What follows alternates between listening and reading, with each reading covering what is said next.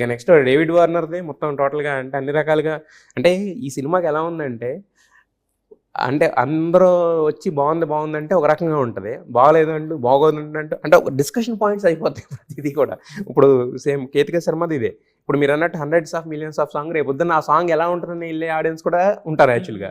ఇప్పుడు David Warner గారిది కూడా అదే. డేవిడ్ వార్నర్ ఏంటంటే మీరు చాలా తెలివిగా నిర్ణయం తీసుకున్నారు. ఇది ఐపీఎల్ సీజన్ కాబట్టి ఐపీఎల్ అందరిని కూడా తీసుకొచ్చి లోపల కూర్చోబెట్టేంత రేంజ్‌లో డేవిడ్ వార్నర్ గారిది ఇదైంది. సో ఆయనొచ్చారు, ప్రీ రిలీజ్ ఈవెంట్‌కొచ్చారు. మీతో కలిసి అందరితో కలిసి డాన్స్‌లేసారు అంతా బావుంది. చివర్లో రాజేంద్ర ప్రసాద్ గారు అన్న ఒక్క మాట మళ్ళీ వేరే విధంగా వెళ్ళింది. సో ఇయన్నీ కూడా ఏంటంటే ప్రమోషన్ అంటే డబుల్ ప్రమోషన్స్ అవుతున్నాయి మీకన్నీ. అయి కాన్షియస్‌గా చేసినయి కాకపోయినా కూడా. అది అంటే జనరల్‌గా నేను నెగటివిటీని అసలు పెద్ద నాకు నచ్చదండి పర్సనల్‌గా కూడా. ఎందుకంటే నెగెటివ్ చేసినా అది ప్రమోషన్ అని ఎవరన్నా అన్నా కూడా నాకు పెద్ద తీసుకోలేను. అంటే అది అదే మీరన్నట్టు అసలు ఉద్దేశపూర్వకంగా కాకుండా తెలియకుండా అవి ఏదైనా దానికి ఇంకో యాంగిల్ ఉంది దాంట్లో. అండ్ కొంచెం సోషల్ మీడియా వచ్చిన తర్వాత సోషల్ మీడియాలో ఈ మధ్యన అందరూ అసలు టూ మచ్ యాక్టివ్ అవ్వడం వల్ల అసలు ఏం చేసినా కూడా రిస్కేరా బాబు అన్నట్టుంది.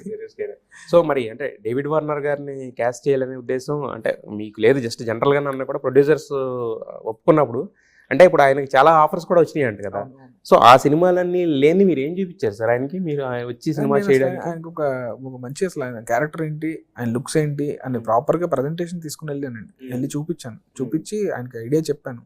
చెప్తే ఆ చిన్న క్యామియో అన్నా సరే దానికి చాలా ఇంపాక్ట్ ఉందని ఆయనకి అర్థమైంది, ఆయనకి నచ్చింది. సో ఆయన చెప్పాడు ఇట్లా నాకు ఇట్లా 4-5 సినిమాలు వచ్చినాయి కానీ బట్ ఎక్కడో నాకు ఆ వైబ్ రాలేదు. బట్ సమ్మర్ ఇక్కడ నాకు అసలు మంచి వైబ్ వచ్చిందని. సో ఆయన డెఫినెట్గా చిన్న క్యామియో అన్నా కూడా డెఫినెట్గా చూసినప్పుడు మాత్రం వెరీ ఇంపాక్ట్